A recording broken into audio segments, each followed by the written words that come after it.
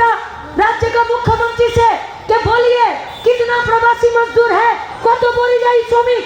বিধানসভার ভেতরে দাঁড়িয়ে রাজ্যের শ্রমমন্ত্রী মলয় ঘটক বিধানসভার ভেতরে উত্থাপিত প্রশ্নের উত্তরে বলল বোধহয় 22 লাখের কাছাকাছি পরিযায়ী শ্রমিক আছে। ডেটা না দিতে পারছে না। আর উন্নয়নের পাঁচালীতে রাজ্যের মুখ্যমন্ত্রী বলছে যে 31 লাখ পরিযায়ী শ্রমিককে 5000 করে টাকা দিয়েছে। 31 লাখ পরিযায়ী শ্রমিককে রাজ্যের সরকার 5000 করে টাকা দিয়েছে। দয়া করে একজন হাত তুলে বলুন 5000 টাকা পেয়েছে। একজন কেউ বলুন, একজন কেউ বলুন। ছেলে মেয়ে ভাই স্বামী বা বাইরের রাজ্যে আছে, এখানে ফিরেছে, কাজ করতে যেতে পারেনি, 5000 টাকা একজন কেউ দয়া করে বলে দিন। রাজ্যের মুখ্যমন্ত্রীকে সততার প্রতীকে পরিণত করে দিন। একজন কেউ হাত তুলে বলে দিন। একই গো এতক্ষণ ধরে চেঁচাচ্ছি, কেউ হাত তুলছো না, তার মানে কেউ পয়সা পায়নি, কেউ পায়নি।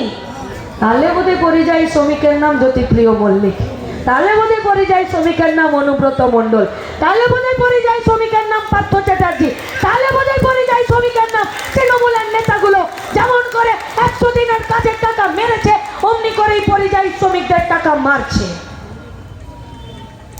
স্কুলের টাকা মারছে। বলুন, রাজ্যের মুখ্যমন্ত্রী উন্নয়নের পাঁচালী তৈরি করে বলেছে এই পশ্চিমবঙ্গে এত চাকরি দিয়েছে, এত কাজের ব্যবস্থা করেছে। আমরা অঙ্ক করে বার করলাম, দেখলাম যে প্রতি বুথে প্রায় গড়ে 248 জনের করে কাজের নতুন সম্ভাবনা তৈরি হয়েছে। এই পলাশী রেল স্টেশনে যারা উপস্থিত হয়েছেন, আপনাদের কাছে আমাদের আবেদন, একজন কেউ হাত তুলে বলুন আপনার বুথে কোন 248 জন চাকরি পেয়েছে? পেয়েছে কেউ? নতুন করে কাজের জোগাড় হয়েছে কেউ?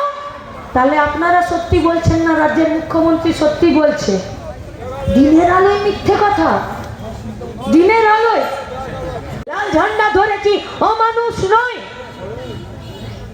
কোন খুনকে জাস্টিফাই করতে পারি না, কোন রেপকে জাস্টিফাই করতে পারি না, কোন অন্যায়কে, কোন বস্তিবাসীদেরকে নিজেদের জমি থেকে জোর করে তুলে দেওয়াকে আমরা কখনো সমর্থন করতে পারি না। আমাদের নীতি, আমাদের আদর্শ আমাদেরকে বাধা দেয়।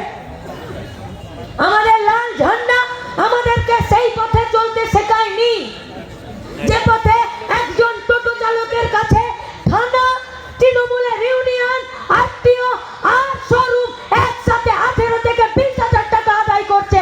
সেই পথে চলতে লাল ঝান্ডা শেখায়নি, লাল ঝান্ডা শেখায়নি।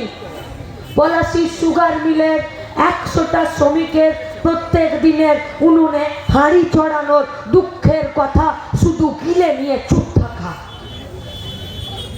লাল ঝান্ডা শেখায়নি। দুঃখের বিলাপ করে রাস্তায় আটকে থাকা, लाल झंडा सिखाई नहीं कि कुर्सी के लिए जनता को, कुर्सी के लिए मजहब को, कुर्सी के लिए कौम को, कुर्सी के लिए धर्म को, कुर्सी के लिए भाषा को सामने में रखते हुए राजनीति करो। চেয়ারটা নিয়ে নাও আর তারপরে কুর্সি বড় হয়ে যাবে আর ধর্ম নিচে নেমে যাবে, চেয়ার বড় হয়ে যাবে আর জাতি ভাষা নিচে নেমে যাবে, চেয়ার বড় হয়ে যাবে আর দুর্নীতিটাকে বাঁ হাতে জমা করে দেব। লাল ঝান্ডা শেখায়নি।